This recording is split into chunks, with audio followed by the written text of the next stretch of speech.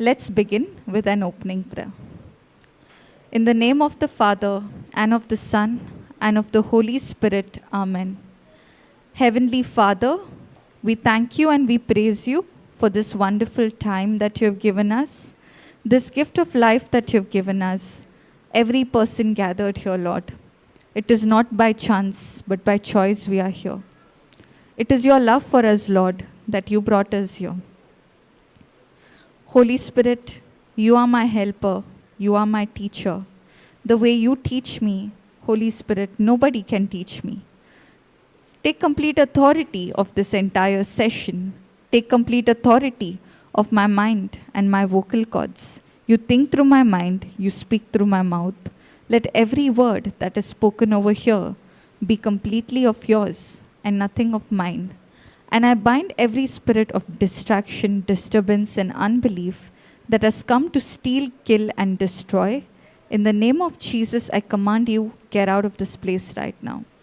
Thank you, Holy Spirit, for I know and I know that you are going to confirm every word spoken over here with accompanying signs, wonders, and testimonies.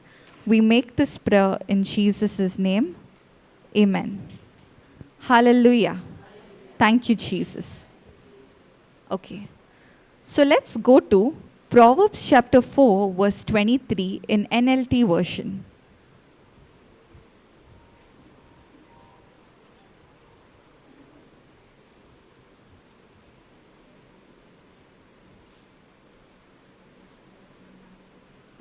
What does it say? Guard your heart above all else, for it determines the course of your life. Okay? Guarding your heart.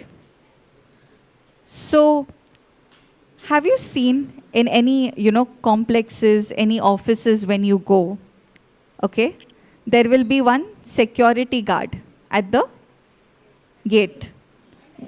What is his role?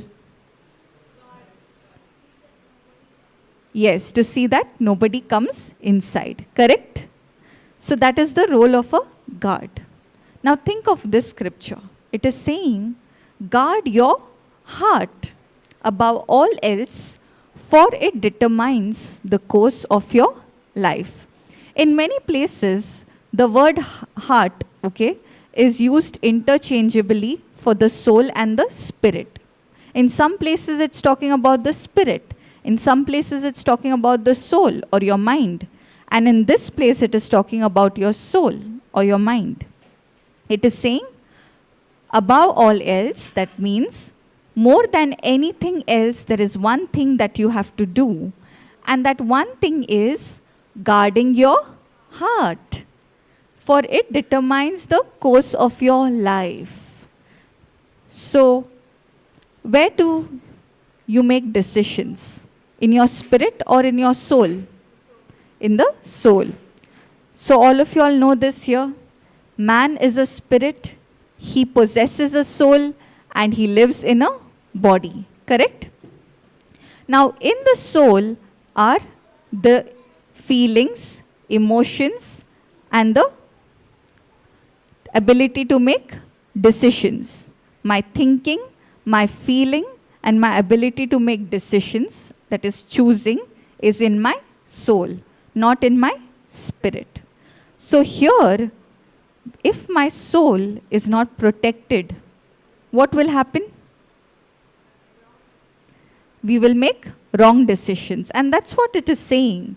Guard your heart above all else, for it determines the course of your life. The ability to make decisions is present in the soul, and that's the reason why we have to guard it. Okay? Now, all of us know that the Word of God is in the form of a seed, right? It's a seed. So and the heart represents the soil, or the soil represents the heart. Okay? In the parable of the sower and the seed, we learned that the seed is the Word of God, which is incorruptible. The soil represents the heart. The soil on its own does not have the capability to bring the harvest. But the seed called the word of God, which is incorruptible, has the potential to bring results in our life. Correct? So now I want to ask you a question. Suppose there's a soil over here, okay? And you're growing. If you plant mango seeds, you're going to get mango tree.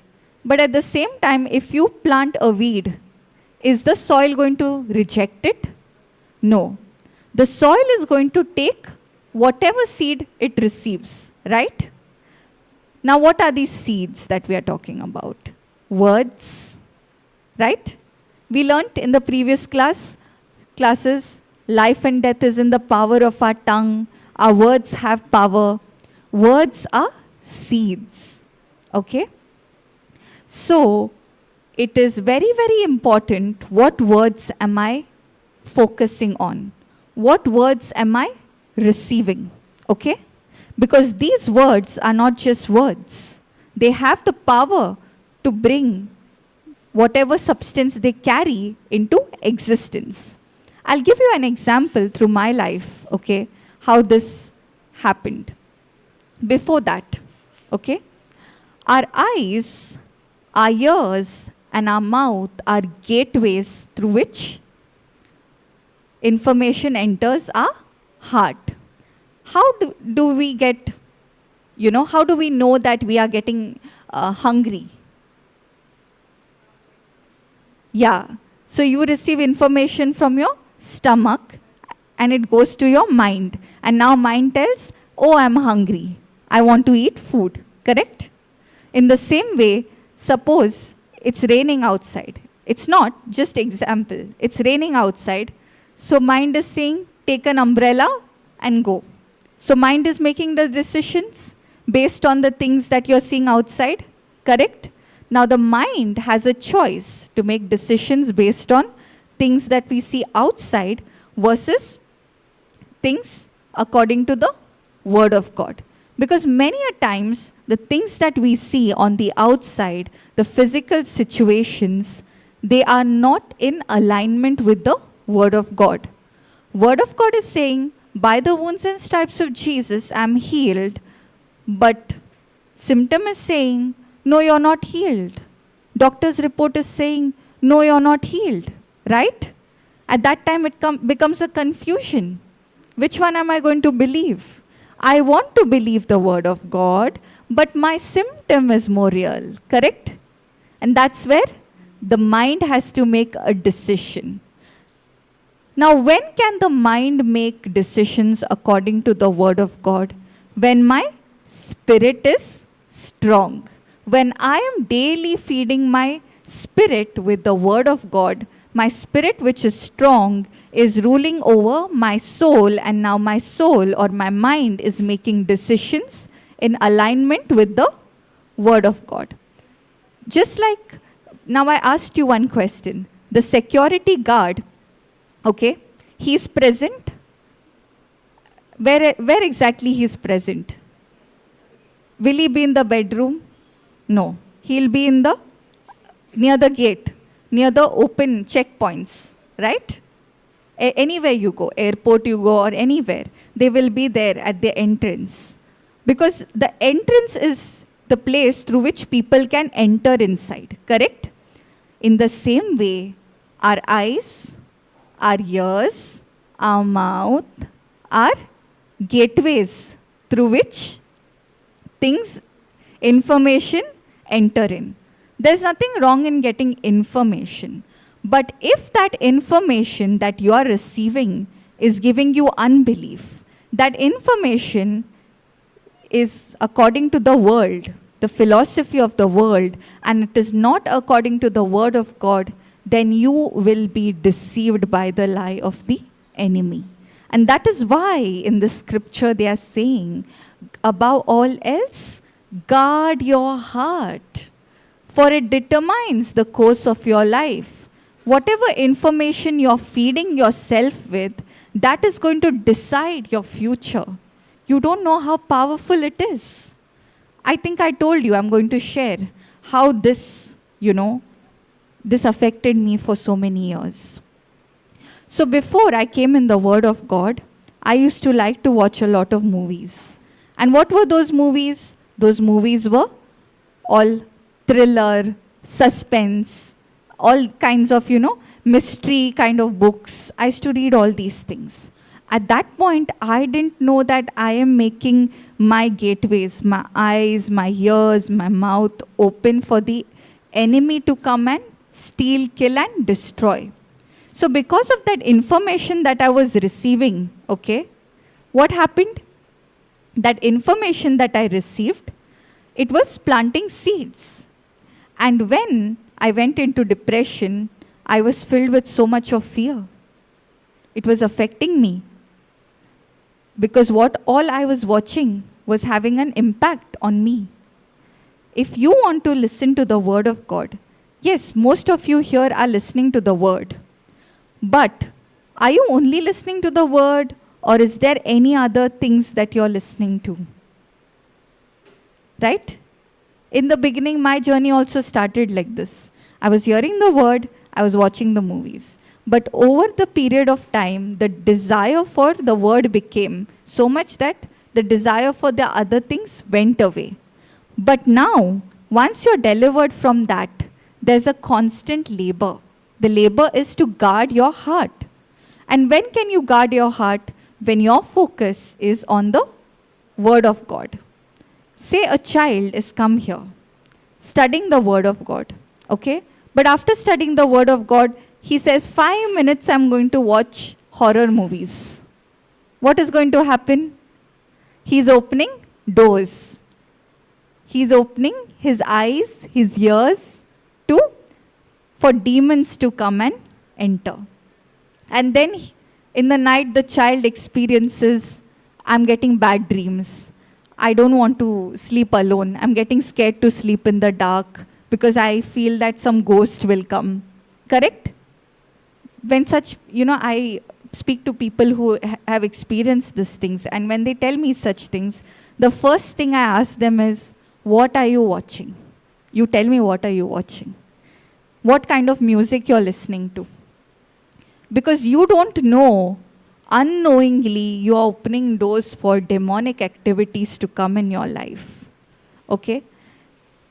So, when I see all this, I realize that whatever we are watching, what information we are receiving is having a direct impact on us. And that's where, many people struggle with bad dreams.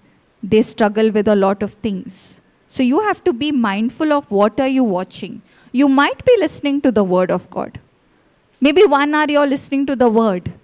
But what about the remaining 23 hours? Where is your focus? Is it divided? Are you saying, I love my Jesus also, and I love the things of the world also? So one leg is in the world, one leg is in the word.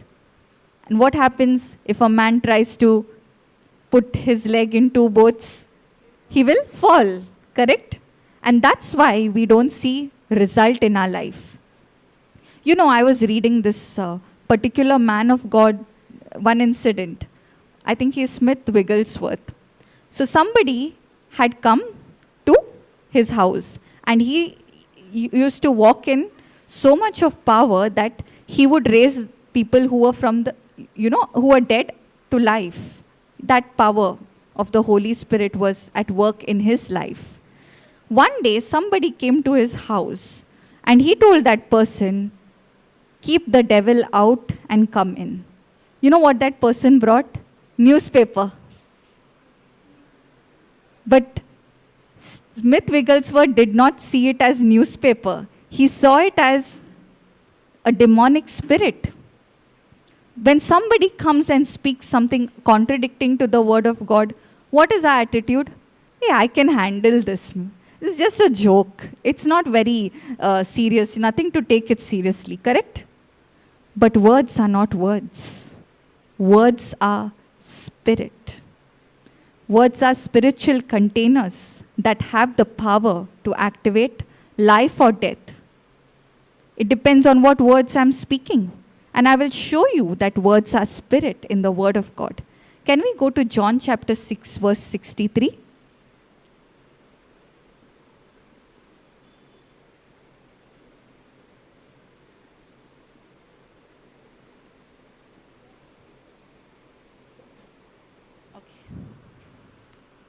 It is the Spirit that quickeneth. The flesh profiteth nothing. The words I speak unto you, they are spirit and they are life. Who's saying this? Jesus is saying. I just want you to focus from here. The words that I speak unto you are spirit and they are life. So words are not words. They are spirit. If it is according to the word of God, then that will give you life. But if it is contradicting to the word of God, it is a demonic spirit. It might be as simple as something, making a funny joke. You may think, okay, there's nothing wrong in that. But no, the way I see it as not as words, I see it as a demonic spirit. In WhatsApp and all, many messages come, 1-minute messages, which will be contradicting, very worldly. I don't even open those. You know why? Because I am so conscious of what the word of God is in my heart. I don't want it to be stolen. Because Satan is waiting to steal, kill, and destroy. He's waiting for that one place where you can open doors for him. So if I open that WhatsApp message and see that ungodly thing, I don't see it as just a video, but I see it as a demonic spirit which I'm opening doors for to come and enter in me. Hallelujah. Thank you, Jesus. So words are not words. Words are spirit which connect us to the spiritual world. So what you're watching, what you're hearing, what you're speaking matters. Everything, these three things connect you to the spiritual world. And based on what you speak, what you do every day, what you see every day, that is going to decide the direction of your life. The reason why my life is so amazing, why I'm experiencing that peace and joy is because I have closed my doors for all these things. In the sense, I don't read the news, I don't watch social media, I don't watch TV, I don't watch movies, I don't read books except for my medical knowledge.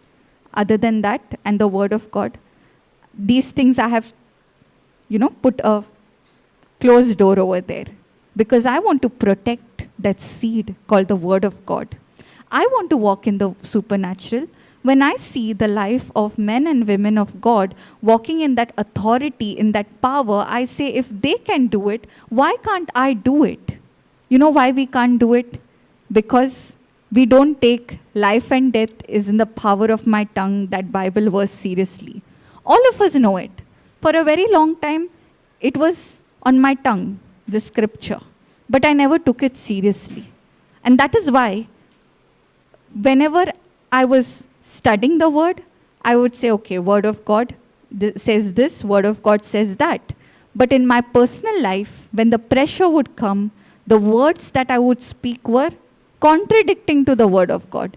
And I, by my own tongue, I have opened my mouth and activated sickness. I have activated death.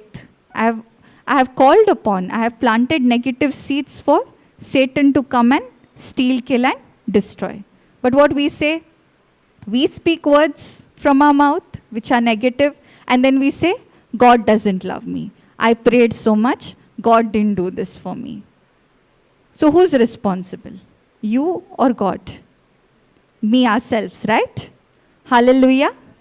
Thank you, Jesus. Okay. So now I spoke about guarding your heart. The first thing we learned is our eyes, what we watch, what we hear, and what we speak. Another important thing that comes to my mind is fellowship. Okay? Can we go to Psalms 1 verse 1?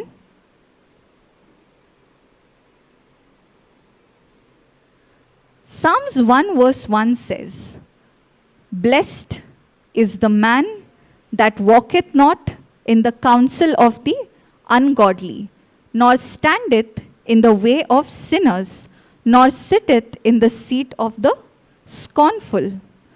Can we go down? But his delight is in the law of the Lord, and his law doeth he meditate day and night. And he shall be like a tree planted by the rivers of water, that bringeth forth his fruit in his season. His leaf also shall not wither, and whatsoever he doeth shall prosper. What is the meaning of the word blessing? Empowered to be prosperous, to be successful in every area of my life. A person who does not fellowship with people who are speaking ungodly things is considered to be blessed. This is what the Bible says, not what I'm saying. Okay? There are two things, interactions and fellowships. We live in a society. We have to interact with people. If we isolate from people who are not like us, then how will we get an opportunity to share the word, correct? But your interactions should not be confused with fellowship. Fellowship is with whom you're spending a long time, your close friends. Now I'll give you an example. You go to buy vegetables, right? From the vegetable vendor or the shopkeeper. You go and you tell him, I want so and so vegetable, I want this, I want that, correct? You say all those things. And you come back. But do you take his phone number? Do you come back home and start speaking to him for 2 hours, 3 hours? No. That is interaction. Fellowship is whom you're spending time with, your best friend. 3 hours, 4 hours, whom you're spending a lot of time with. And the person whom you spend a lot of time with matters. That person can influence your journey. So always make it a point to fellowship with people who are spiritually stronger than you, who are better than you. So that when you start spending time with them, you start having conversations according to the word of God. What is going to happen? That fire is going to rub in you. Have you seen it? When somebody is better than you and you start speaking to them, you say, I admire how that person is so into it, so passionate about it. I also want to be there. That's what happens when you start fellowshipping with people who are better than you. Now somebody might say, but I don't know anybody personally whom I can fellowship with, correct? Who's spiritually better than me. No problem. You have the word of God and you have your best friend, Holy Spirit. You can fellowship with him. Why do you need a human being to fellowship? Hallelujah. Thank you, Jesus. So understood why fellowship is important? Because the people whom you spend a lot of time with, it is going to influence your journey with the Lord. If they are going to speak words of death, if they are going to speak all the negative things, what's going to happen? Even you are going to start speaking negative things. Why? Because words are not words, words are spirit. They connect us to the spiritual world, either to the kingdom of light or to the kingdom of darkness. Depends on what words are coming out. If you speak to somebody who's complaining all the time, after a few months you will start noticing even you start complaining. Yes? Anybody experience that? You spend little time with somebody who's complaining and you go on spending time with them, go on listening to all those wrong seeds. What happens? You also feel like complaining. You also start seeing things the way that person sees. Right?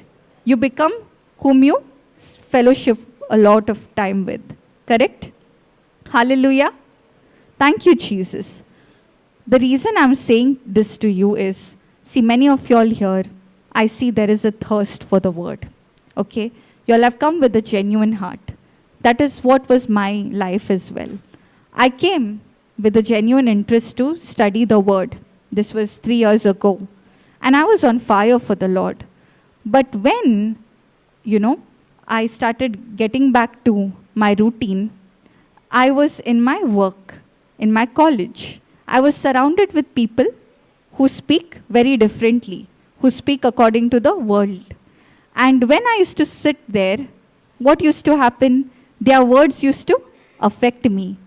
At that point, I did not know how important it is to have fellowship, how important it is to have fellowship with people who are rooted in the word, how important it is to have boundaries with people. Means, go and help them whenever they need. But if they're speaking something ungodly, it's better for you to keep a distance. I'm not saying ignore people. I'm saying just keep a distance, because you don't want to receive those words which are going to activate destruction in your life. Isn't it? Hallelujah. Thank you, Jesus. Praise God. So what we learned? We started with guarding our heart. Our eyes, our ears, our mouth. These three are the gateways through which things enter us. And that's why we have to be so mindful about the words that we receive it. And anytime you receive something that is ungodly, immediately open your mouth and take authority over it. Don't tolerate it. Say, in the name of Jesus, I cancel these negative words. It shall not come to pass. Now I'll give you an example. Now say, for example, you all are sitting and say, I am not in the word. And I come and say, you are so and so, very hurting words I speak to you. Okay? Now I did not beat you. I just came and spoke words to you. Okay? Now I spoke to you. Now it's 1 hour, 2 hours later. But you're doing other things, but you're still thinking on those negative words that I spoke to you. And the devil is giving you thoughts. How could she speak like that to me? How hurting it is. How could she speak like that to me? And now you're hurt. And now you're crying. You're in tears. Why? Because you received those words and you allowed it to enter your heart. You allowed it to enter into your soul. And that's why it is affecting you. Anybody like me? Yes? Correct? So immediately, when somebody speaks hurting words, can we stop people from speaking hurtful words? No, we can't stop people. You're working in a company and your boss comes and scolds you. Can you tell him, don't speak negative words, life and death is in the power of your tongue? He'll say, okay, this is your last day, don't come back to work, correct? You can't speak there. So, you can't stop people from speaking. You can't preach to others. You can preach to yourself, right? You can practice what you're learning, right? So what you have to do, you can't stop those words from coming, but you can definitely stop yourself from receiving those words. Now I have a mic with me, okay? And now I want to come and give you. But if you're not ready to take it from me, can I force you? No, correct? Same thing. Devil uses people to come and speak negative words to discourage us. But if I say, in the name of Jesus, not in front of the person, okay? Inside, quietly in a corner, I go and I say, in the name of Jesus, I reject, I cancel every negative word spoken to me. It shall not come to pass. Now somebody might come and tell, you're stupid. You're good for nothing. Those are words. And words have power, right? Now you can't go and explain that person why he should not speak like this. But what you can definitely do is deactivate it, that curse. Open your mouth and take your authority in Christ Jesus. Say, in the name of Jesus, I cancel this word. It shall not come to pass. Why should you receive somebody's words? Why should you accept what other people say about you? Let that become your reality. No, don't tolerate it. Jesus never tolerated any disorder. He never ever tolerated anything wrong. I will show it to you in that scripture. Can we go to Mark chapter 11?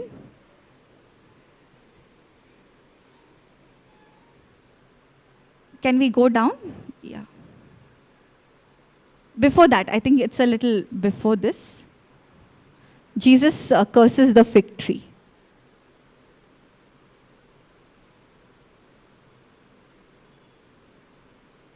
A little above this.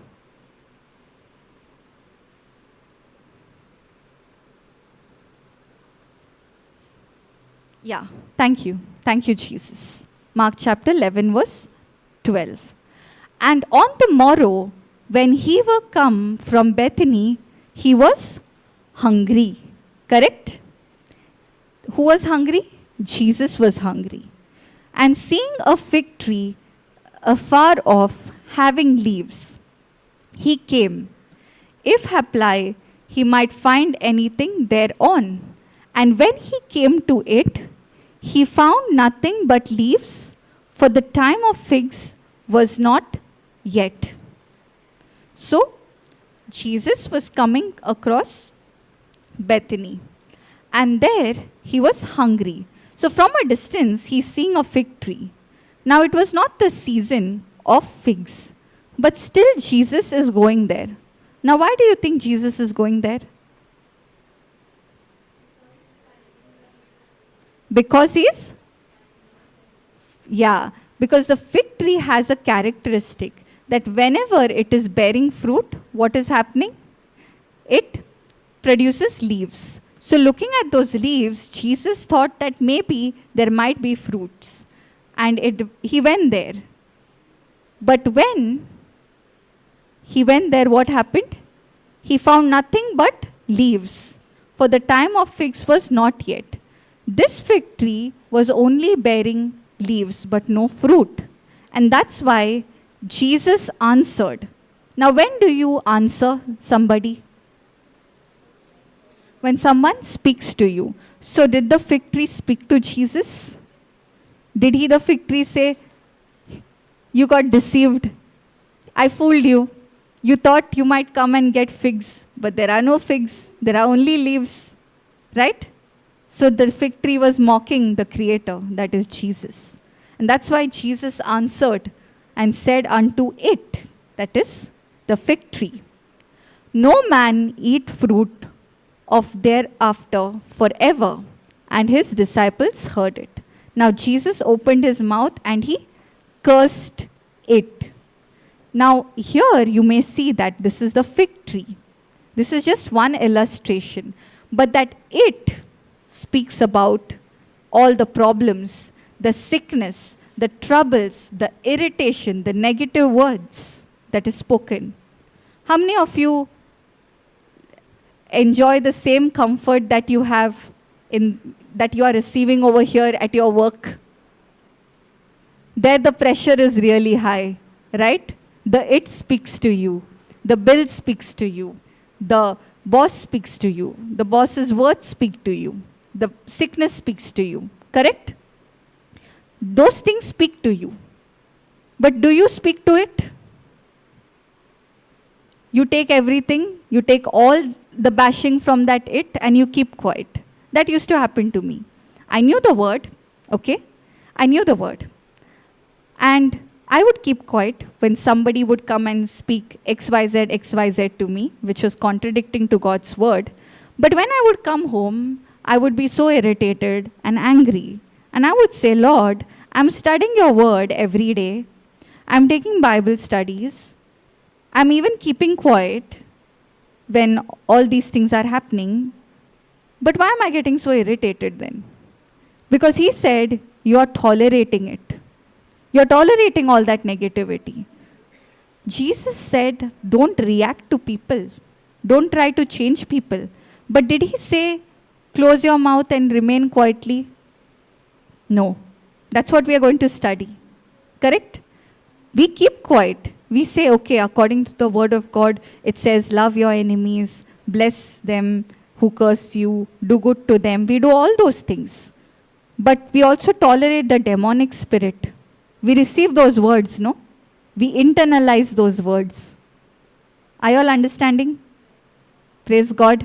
And because we internalize it, it keeps on playing in our mind. Because we don't open our mouth and use authority over those words. And then we say, I'm using the scripture, I'm studying the word, and I'm still feeling depressed. Hallelujah. Thank you, Jesus. Now let's see how Jesus dealt with this. Can we go down? Mark chapter 11, verse 20. Yes. And in the morning, okay? Now Jesus cursed the fig tree.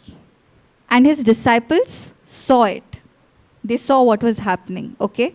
And the next day, they come back to the same place, okay? After Jesus spoke to the fig tree, he went on his way. He didn't stand and wait there to see whether it dried up from the root. Now he's come back after a day. And in the morning, as they passed by, they saw the fig tree dried up from the roots. The fig tree dried up from the root. And Peter, calling to remembrance, saith unto him, Master, behold, the fig tree which thou hast cursed has withered away. Hallelujah. So is Peter having a doubt? He saw what Jesus had done. And that's why, is he saying this or is he asking? He's asking, right? He's having that question mark. You just came and said, you in the name of Jesus, Jesus would have not said that. No one shall eat fruit from you. Correct? That's what Jesus said. Imagine now there are so many trees. And when you go for the break time, can you imagine yourself standing and speaking to the tree? First thought will come, if somebody sees me, what will they think? They'll think, am I gone mad? Speaking to the trees. Correct? Even the disciples had thought the same thing. And that's why Peter remembered what Jesus had said. And that's why he's asking Jesus, that fig tree which you cursed is withered away. That means it's dried up. How did this happen? He's having that question. And Jesus answering said unto them. That is, Jesus is telling his disciples. Again, now Jesus is answering the question that Peter had. Have faith in God. That's the first thing. Now, for verily, that means very important. Verily means very important. For verily, I say unto you, that whosoever shall say unto this mountain. That means there must have been some mountain over there when Jesus was preaching. As we know that Jesus would preach by the seaside and, in the nature. Correct? So there would have been one mountain, and he would have pointed out at that mountain and said, whosoever shall say unto this mountain, be thou removed, and be thou cast into the sea, and shall not doubt in his heart, but believe that those things which he saith shall come to pass, he shall have whatsoever he saith. Now does this say, for when Jesus, can we go a little up? Does this say that when the preacher says to this mountain, when Jesus says to this mountain, then what does it say? Whosoever says to this mountain. That time it was a mountain. But that mountain represents that that we are talking about. It represents the troubles. The fig tree and the mountain are nothing but the problems in our life that enter through words. Correct? Hallelujah. Thank you, Jesus. Okay. So, Jesus is saying, whoever speaks to this mountain, that is this problem, be you removed and be you cast into the sea, and shall not doubt in his heart. Doubting in the heart. Now, your heart refers to spirit. Okay? That means doubts can come in the mind, but you should not doubt in the heart. Now, I'll explain to you with my testimony what this means. Okay? Last month, I had got a small lump. Okay? And the day I saw it, I immediately said this scripture. I cursed it from the root and I said, get out in the name of Jesus. Next day, what happened, it grew more bigger. And it started paining me. Okay? And now when I'm looking at it, the pain is real. The size of the lump is growing. It's real. It's speaking to me. Like how the fig tree was speaking to Jesus. That lump was speaking to me. The lump was, you know what it was speaking to me? You spoke, but nothing happened. I grew more bigger. And now it's paining, right? And I even started getting flashbacks from my surgery postings, where I have seen so many such cases, where I know what is the treatment. You take that surgeon's scalpel, you take it, cut it, and you drain all the pus. And I'm thinking, Lord, if this continues to grow, I'll have to go and get it, removed. Now what to do? Like, thoughts are coming. So I did the first part. That is, I spoke to that mountain. I spoke to that lump. That's the first thing. But does it end at that? Did Jesus say, whoever speaks to this mountain and you will get whatever you want? No. He says, shall not, can you highlight that part? And shall not doubt in his heart. I spoke to the mountain where to go and what to do. Right? I rebuked it. But the next part is, the enemy also heard what words I spoke. And that's why, to come and to attack me, he came and started showing me the facts are more real. The symptom is more real. So that I should start doubting. I spoke the scripture, but the scripture didn't work. Correct? What is he trying to do? Get me to doubt in my heart. In my mind, doubts came when I saw the lump, but I did not allow it to enter my heart. You know what I did? I did not open my mouth. All I said was, like, to speak all the negative things, the lies that the enemy was showing me through those symptoms. Instead, I said, thank you, Jesus, I'm already healed. Now, because I'm healed, I'm not going to focus on this. I'm going to go and continue doing the ministry work. And the next 2 days, I stopped focusing on this. I started getting more deeper in the word, and I started solving other people's problem, ministering to others. After 2 days, I'm seeing it's not there only. Hallelujah. Thank you, Jesus. So what is the scripture saying? Whoever speaks to this mountain, what to do, where to go, and does not doubt in his heart, but shall believe that those things which he saith shall come to pass, he shall have whatsoever he says. So words have power. When you speak those words and you believe in your heart, you don't have any doubts, you don't allow the enemy to steal that word from your heart, but you believe that whatever you say shall come to pass, you shall have whatever you said. So when the lump came, the first thing that came out of my mouth was, I rebuked it in Jesus' name. And when the doubt came, I again opened my mouth and I said, thank you, Jesus, I am already healed, even though I could see it, even though I could feel it. But we don't understand that. We want to see first, then believe, right? Then that's not faith, if you see. Now, sister, I can see you. Do I need faith to see you? No, right? Because I can see you from my eyes. Because I can come near you, I can hold your hand, I know you're real, correct? I can see you through my five natural senses. But praise God, when it comes to the Word of God are words, right? But do we see them just as words, or do we see them as a powerful force, as spiritual containers that have the power to bring those substances through faith into existence? Hallelujah. So should we be mindful of what words we are speaking, what words we are hearing, correct? And that's why first thing is guarding your heart. Two purposes of guarding your heart.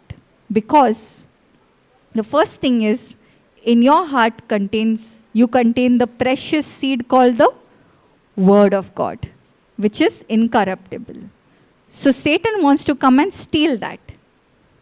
if he can't steal that, he will come and try to plant weeds in that, distract you, get people, purposely he'll put people in your life who will come and speak ungodly things to discourage you. Say you're believing for, a job and which is beyond your ability, and you have made a vision. That time only you will find somebody coming and asking you things so that they can open their mouth and speak contradicting words, and you also yield to that pressure and you also open your mouth and start speaking negative words. Correct? I had taken this very seriously when I was in my final year of medical school. I wanted to get first class in my final year. And everything in my situation would be so negative. It would seem like I should be happy if I just clear the exam. That is what my senses would speak to me. Sense knowledge is giving you information from the physical realm, correct? But I made a decision. I will not open my mouth and speak anything. And when my friends would come and ask me how is the exam, I would only smile at them.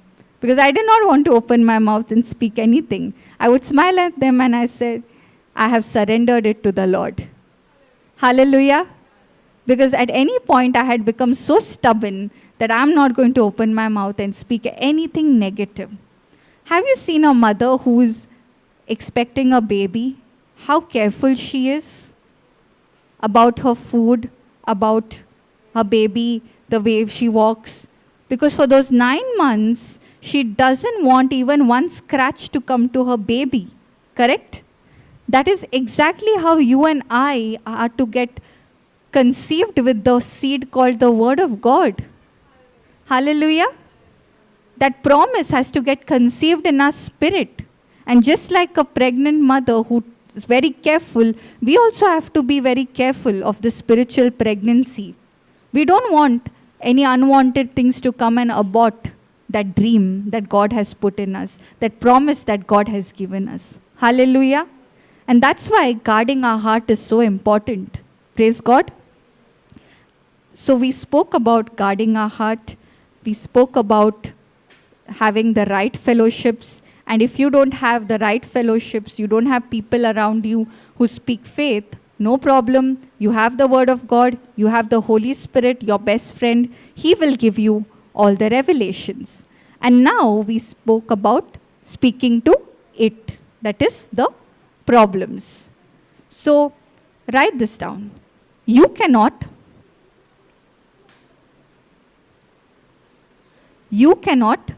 change what you choose to tolerate. You cannot change what you choose to tolerate.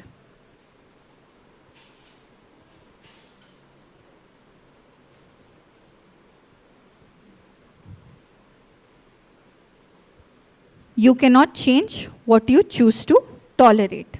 I'll explain to you this. Now, Jesus saw that this fig tree, was producing only leaves, but no fruits, no figs.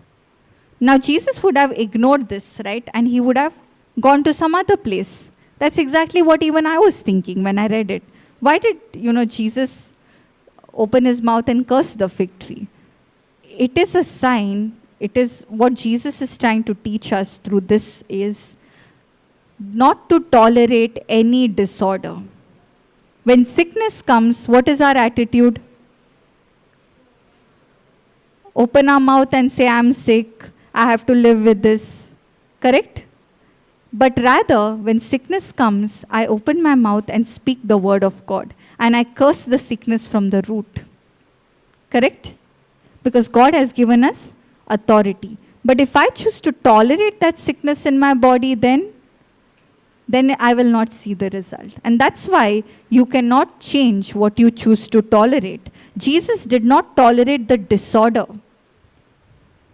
Through this example, what I realized is, it's not about the fig tree, but it is about the fig tree not functioning the way it is supposed to function. It's supposed to bear fruit. But it was not bearing fruit. And Jesus did not want to tolerate that disorder. He never tolerated disorder. If you see through the Gospels, if you open any person with a demonic spirit, would Jesus keep quiet?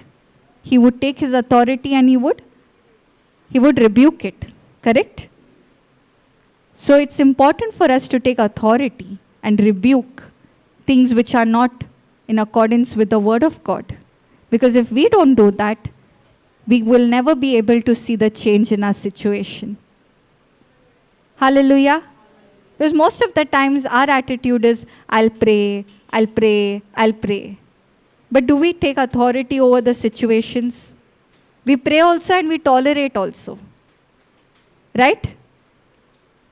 That's where we are going wrong. So the Holy Spirit is telling all of us, including me, to take authority over different situations of our life and not tolerate anything that is negative, which is contradicting to God's word. Praise God. Hallelujah. Only when you start living like this, not refusing to tolerate things which are contradicting to the word of God, that is when you're going to see supernatural results. That is when your lifestyle is going to be full of the supernatural things. Praise God. Thank you, Jesus. That's when you open your mouth and speak the words, you'll see those words come alive. When you start speaking to those bones, when you start speaking to those, the sickness, you will start seeing people recover because you have taken that word so seriously. You have made it a decision to live your life based on the word of God, to speak only according to the word of God and nothing contradicting. Hallelujah. Thank you, Jesus. Anybody would like to ask anything?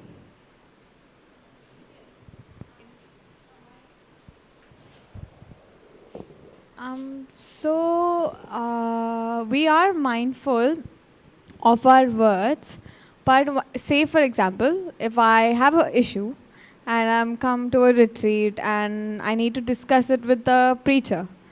So to describe the situation that is negative, how do we be mindful of our words there? Because there could be people who have treated us unjustly. And then how should we, to describe those unjust words also would have to be said, right? Like to describe a situation that this is an issue. So how would you?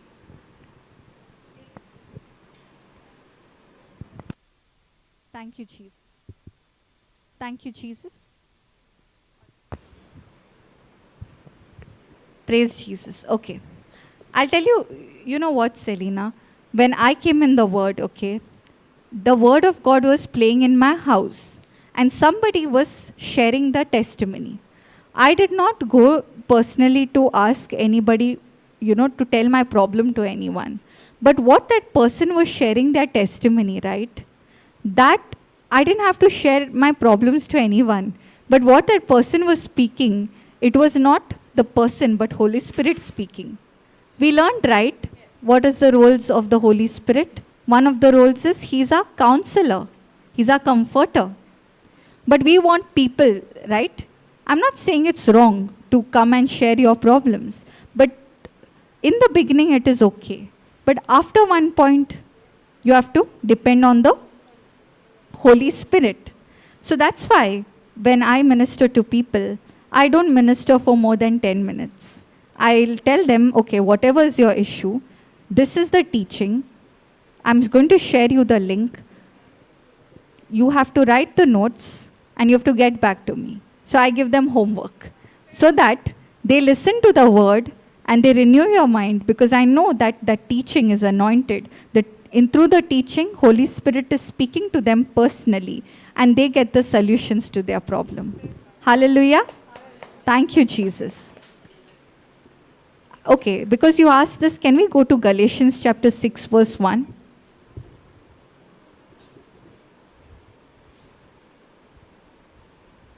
Okay. Can we have this in NIV? Okay. It says, brothers and sisters, if someone is caught in a sin, you who live by the Spirit should restore that person gently. But watch yourselves, or you also shall be tempted. So when we are ministering to others, we also have to guard our heart, because that person doesn't know the word. Okay? That person will speak words which are demonic. And if I am not having boundaries, if I am not vigilant, I am opening doors for those spirits to enter my life as well. That is what the scripture is saying. You have to be polite, you have to gently minister to those people, but at the same time, you should also see that you are not getting tempted. If you ministering to somebody is making you discouraged, that means in that area, you have to grow more spiritual. That means you have to renew your mind, you have to study the word more. So it is better for you to not go into ministry as soon as you come into the word. First, you build your muscles to a place where now, even though you interact with people, you minister to such people, it is not affecting you. Have you all experienced this? I have experienced this. In my early days, when I was ministering, I would get some people who would come and tell me their problem. Nothing wrong in telling me the problem once. But again, after some days, again the same problem. Then again the same problem. So what I realized is, they are telling me the problems, but they are not following the word. But their focus is more on telling the story. And listening to that, I'm getting influenced. My focus is getting shifted. So that's where you need to discern. You have to minister, but at the same time, it is important to have boundaries. Hallelujah. Thank you, Jesus. Praise God. Anybody else? Any questions? Yes, Janisha.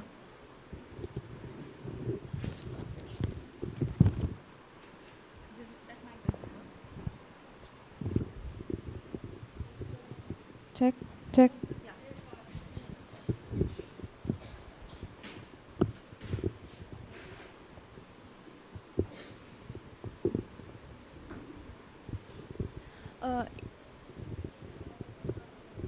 If the person said, like, I know everything word of God, first you study, I know everything, but how much we study, it's not enough. Like, I had experience many of this. I know everything. That Okay, see. Now when you're interacting with somebody, you might find people who say, I have heard this teaching once, I know this teaching. Whenever a person says, I know this is one sign for you to identify that this is spiritual pride. Pride says, the spirit of pride deceives us. All of us have fallen in this area, including me, which says that, I've heard this teaching, now again what to listen to that same teaching again. But not realizing that it is, even though the topic is the same, the teaching will never be the same because it is Holy Spirit teaching. So with such people, you know that they are not going to listen. So it is better for you to say praise the Lord and continue with your journey with the Lord. Hallelujah. Thank you, Jesus. Anybody else? Yeah. Speaking about spiritual pride, so can you share your experience of, there is spiritual pride, there is spiritual laziness, and then there is actually walking with God. So how do you keep that balance? Okay, I'll share through my experience. Couple of months ago, okay, I drifted from the word. You know how Satan deceived me was, I had been in the word for 2 years, okay. So Satan said to me, he put a lie in my mind, giving me thoughts like, you know this word, you know the word, you know so many scriptures, you have seen so many testimonies, you have seen so many miracles, signs and wonders. So now you can relax for a bit. That's a lie, okay? And I believed it. So when the problem came, I stopped spending time in the word. I got busy with the things of this world. I stopped spending time. So when the pressure came, while I knew the scriptures, I could not fight it. It's like you know the scripture, you're telling those scriptures, but you're getting more irritated. Why? Because even though you know the scriptures, it's like knowing about Jesus, but not knowing him. It's exactly. Like 2 days back, I think I shed on being the wine, being connected to the true vine. A branch who is not connected to Jesus cannot bear fruit. So even though I knew the scriptures in my mind, I did not have a relationship with him at that point. I had disconnected myself from Jesus. And that's why I was not able to bear the fruit. Because all the nourishment comes from the sap, from the true vine, correct? And that's why I realized that was foolishness on my part. That was a mistake that I had done of thinking that, okay, I know the scripture, how much to listen to the word of God.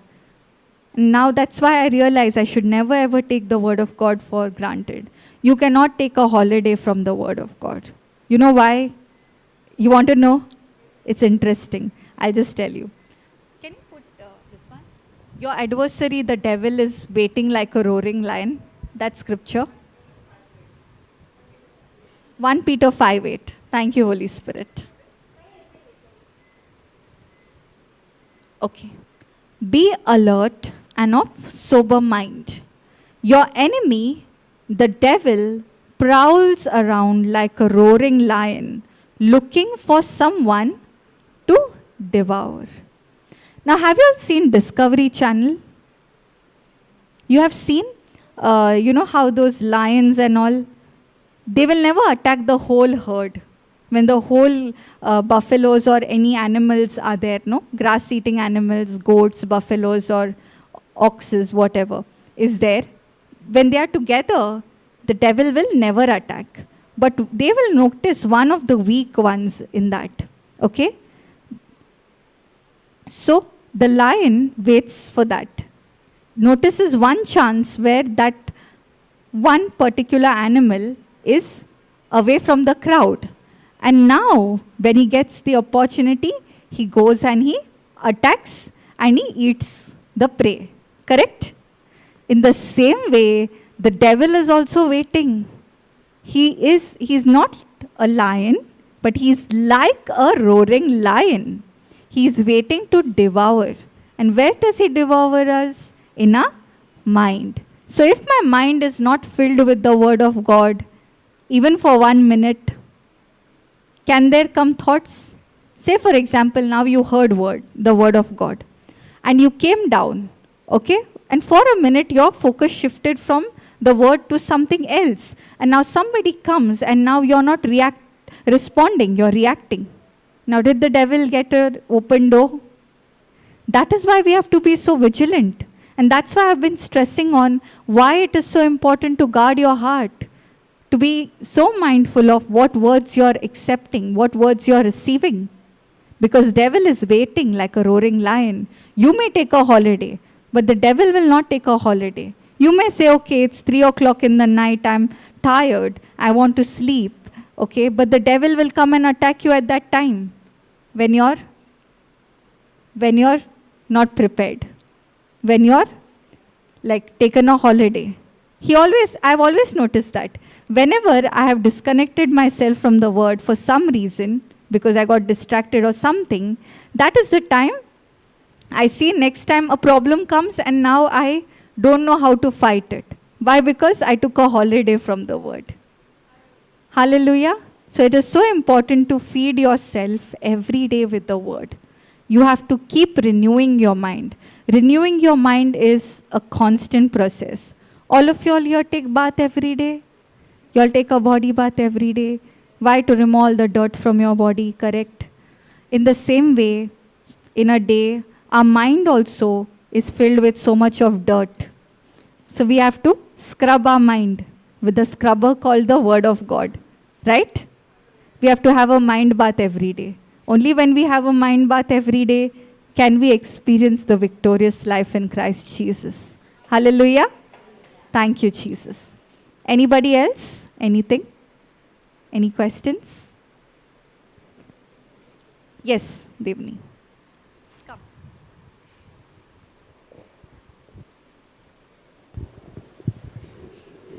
So thank you, Jesus. In these 15 days, we all have learned lots of scriptures. So that's knowing about God. When we go out of the retreat center into the world, how can we make a step to bring up, ask Holy Spirit about what we can start with? So I'll tell you this. So here her question is that here in this 15 days of discipleship, every day there is teaching. And what we are learning is theory knowledge. But how can we apply it in our life and get result? So every day after the class ends, you make a prayer saying, Holy Spirit, whatever I heard here is the written word. It is the preacher's revelations. But I know that I can receive revelations from you. And I know that you are my teacher, you're going to help me. And there only in that day you will find an opportunity where Holy Spirit will remind you what you learned and you will get a chance to apply it. Praise God. Hallelujah. Thank you, Jesus. Anyone else? Michael? Okay.